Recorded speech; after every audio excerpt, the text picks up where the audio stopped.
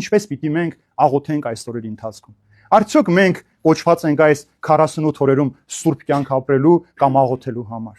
Շատ շատերը այս մեկ անգամվա համար են ապրում տարվա մեջ, որ այս մեկ ընթացքը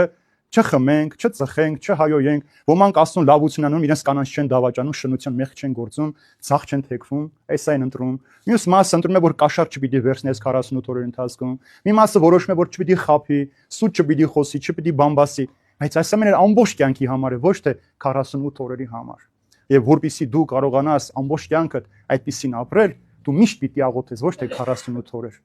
Ինչ անում աղոթքը։ Մարդուն մերկացնում է իր մեղքերից։ Աղոթքի միջոցով է մարդը կարողանում ինքն իրեն տեսնել, ինչպիսին է ինքը իրականում,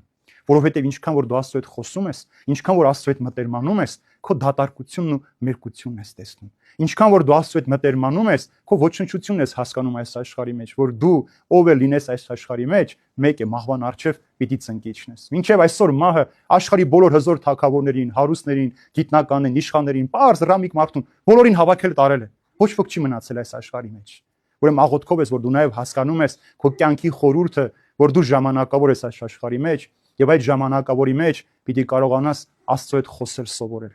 Եթե մարդը Աստծո հետ խոսել չգիտի, նա նաև չի կարող Աստծո պատվիրանները պահել։ Իսկ երբ որ դու Աստծո հետ չես խոսում, բարոյականությունն էլ ընտրության հարց է, դու ինչպիսի բարոյականություն ես ուզում ունենալ։ Ճաշակի հարց է այդ բարոյականության արժեքները քո մեջ, եթե դու ուզում ես պահել։ Իսկ երբ որ դու աղոթում ես, խոսում ես Աստծո հետ, նաև դու նույնանում ես, վերադարձնում ես այն, ինչ որ Ադամը կորցրեց։ Այն ինչը որ դրախտի մեջ էր, մարդ եւ Աստված ամեն օր զրուցում էին։ Մենք այսօր բոլորի հետ ուզում ենք ամեն օր զրուցել։ Կարող ենք հեռախոսով զանգել մեկին, 1 ժամ խոսել, հետ ասել, «Էլ ինչ կա»։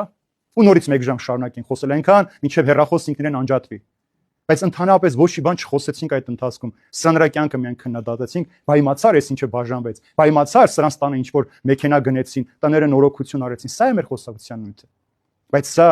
արդյոք հոգևոր խաղաղություն է բերում քո կյանքի մեջ։ Իհարկե ոչ։ Միայն աղոթքով դու կարող ես այդ հոգևոր խաղաղությունը գտնել։